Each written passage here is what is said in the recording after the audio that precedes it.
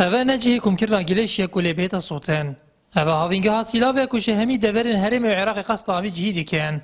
لبکو دیار هنج جهن و بهودان گلیشی برزکرینه. خودی جهن گزاری جدی بیجن. دیمنن کمن گلیشی کارتگرن گشتیار دکتو وان جهاب جهده هلن. كأفريكا هوفينغا سيلوفي مدقود طامبوف جه خوشي وكيف خلقي ومديه بو جه نشوني وضغوطات خلقي بون أفريكا أمبري خديني ولي هوتي يعني بيا جه جيفونكي وبيسوتي وأمبري خديني يعني بيسترين جه أفريكا الهوفينغا سيلوفي أفيا دهنا دف مرین نخوره ده بریم کویتا خوره دیمره که گله که کرد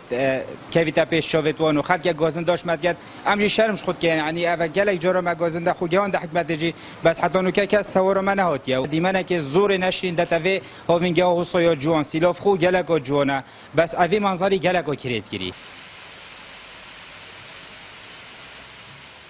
سروکال لجنا گشت و گذار و شینوار لجوات پارێزگاها دوو کێژ دەربارەی ئەوی بابەتی وها دەبێژە. وأبا بوماوي دو صلاة كويادويا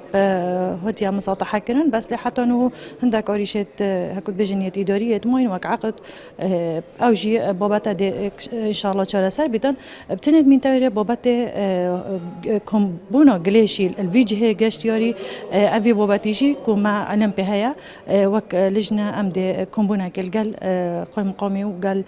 شارواني آمدية وقال سياحة آمدية قال خدانة رازا دي كمبونا كالجل وانا كين ودقهنا أنجامك جوانی و پاقجیا جهن گزاری ایک جاگرین سرکی نکو سرنجا هر کسی که راب کشید بوی جهی برواجی دیمن کم انگلیشی دبنه اگر کو ایدی خلق قصوان جهان نکن هاوینگ حاصلا وجی ناو دنگین خو هنه بسروش دی خوی جوان لی خودی جهن گزاری دبیجن اف دیمنه دی کارتکرنه لی ناو دنگیا ویکن